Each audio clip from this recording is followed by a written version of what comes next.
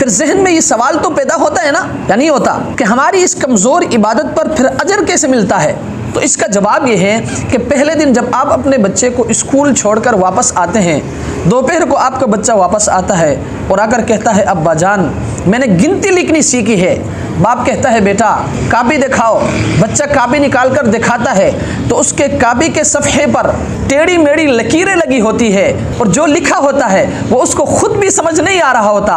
बाप खुश हो जाता है, जेब से पैसे निकालकर उसको इनाम देता है। आया ये इनाम उसकी खुशखती का है या उसकी मेहनत का? नहीं, ये उसके खुशखती का इनाम नहीं है, बल्कि ये बाप की तरफ से मोहब्बत का इजहार है और ये उसके मेहनत का इनाम है। बेआईनी ही इसी तरह हम जो इबादत करते हैं ये इस लायक नहीं है कि इस पर हमें अजर मिल जाए, बल्कि ये अल्लाह की तरफ से मोहब्बत का इजहार है। वो ये देखता है, ये मेहनत तो करते हैं, ये कोशिश तो करते हैं, इसलिए जैसे भी इबादत हो अल्लाह की ज़ात कबूल फरमाते हैं।